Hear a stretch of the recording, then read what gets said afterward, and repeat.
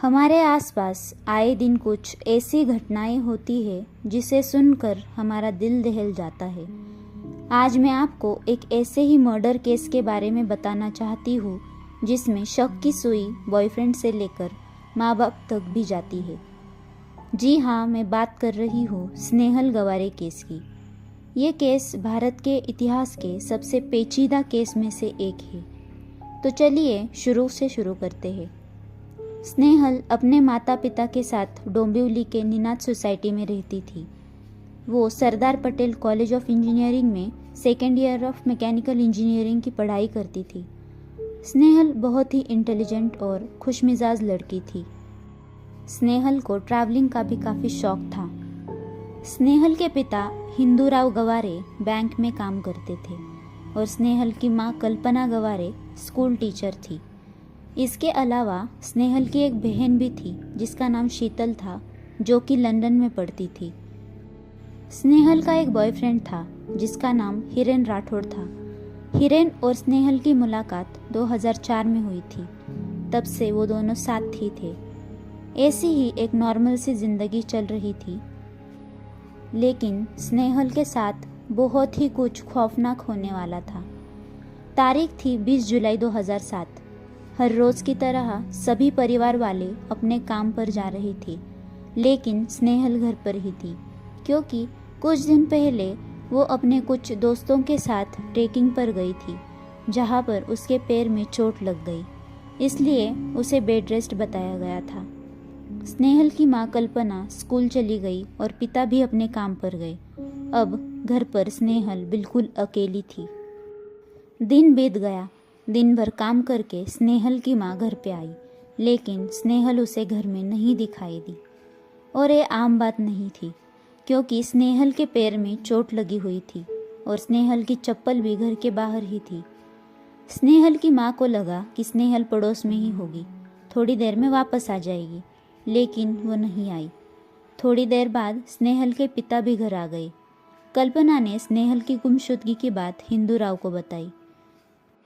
इसके बाद माता पिता और पड़ोसियों ने स्नेहल को हर मुमकिन जगह पर ढूंढा, लेकिन स्नेहल कहीं भी नहीं मिली। आखिर में कोई और रास्ता नज़र नहीं आ रहा था, इसलिए उसी दिन शाम 6:30 बजे पुलिस में रिपोर्ट लिखाई गई। पुलिस भी हर तरफ स्नेहल को ढूंढने लगी। इधर स्नेहल के घर वाले भी निजी तौर पर हर जगह उसे तलाश रहे थे, फिर भी स्नेहल के बारे में कुछ पता नहीं चला। रात से सुबह हो गई। सभी को स्नेहल की बहुत फिक्र हो रही थी। सुबह के करीबन 5 बज रहे थे। चारों तरफ सन्नाटा था। तभी अचानक स्नेहल की माँ कल्पना की चीख सबको सुनाई दी। दौड़कर सभी लोग उसी आवाज़ की तरफ गए। कल्पना बेड की तरफ इशारा कर रही थी।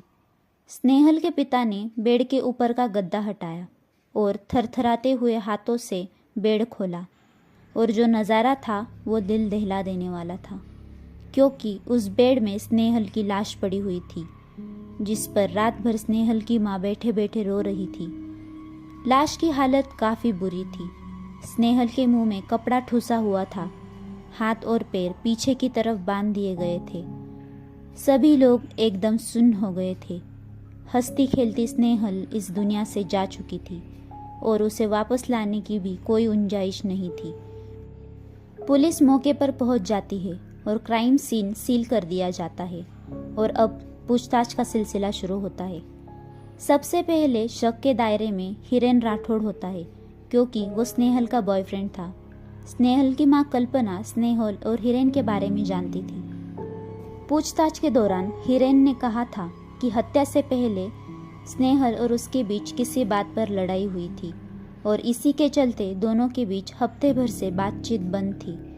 हिरेन ने बताया हत्या से 2 दिनों पहले तक उसका फ़ोन भी खराब था, इसलिए केवल किसी को कॉल करने के लिए ही वो फ़ोन खोलता था।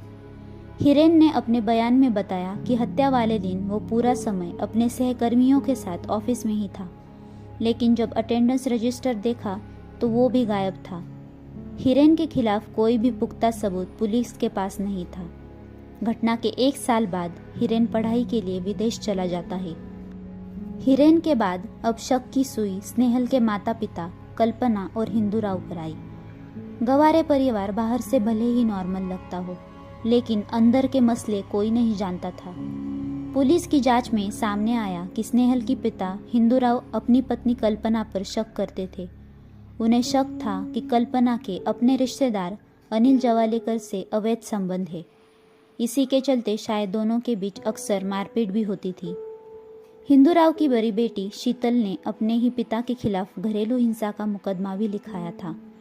अपने दोनों बेटियों और पत्नी के मिलीभगत के कारण हिंदूराव हमेशा परेशान रहता था। स्नेहल के मामले में अब 4 संदिग्ध थे: हिरेन राठौड़, कल्पना गवारे, हिंदूराव गवारे और अनिल जावलेकर।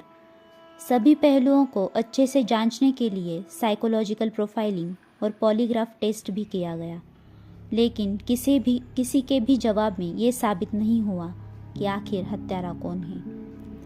स्नेहल के हत्या वाले दिन से ही उसका फ़ोन गायब था, लेकिन पुलिस IMEI नंबर के चलते उस पर नज़र रख रही थी। कुछ दिनों बाद पुलिस ने मनसुख शिवाजी पाटिल नाम के एक शख्स से स्नेहल का फ़ोन बरामद किया। मनसुख ने बताया कि किसी और ने मनसुख को ये फ़ोन बेचा था। फ़ोन बेचने वाले का स्केच बनाया गया, लेकिन स्नेहल के घर वाले उस इंसान को नहीं पहचान पाए। 2010 तक कोई भी सबूत हाथ नहीं लगा था। फिर ये मामला क्राइम ब्रांच को सौंपा गया। 2010 में हिरेन के पिता का देहांत हुआ, इसलिए वो विदेश से वापस आया। इसी बीच हिरेन के नार्को टेस्ट करने की भी बात हुई और हिरेन को फिर से गिरफ्तार किया गया, लेकिन सबूतों के अभाव के कारण उसे भी छोड़ दिया गया और नार्को टेस्ट भी नहीं हुआ। आज भी स्नेहल गवारे का मर्डर केस कोर्ट में चल रहा है। आज 17 साल बाद भी कोई भी सबूत नहीं मिला। आज तक स्नेहल को इंसाफ नहीं मिला। आपको क्या लगता है, कौन हो सकता है कातिल? कमेंट सेक्शन में ज़रूर बताएं और ऐसी ही और मर्डर केसेस के बारे में जानने के लिए चैनल को ज़रूर सब्सक्राइब करें।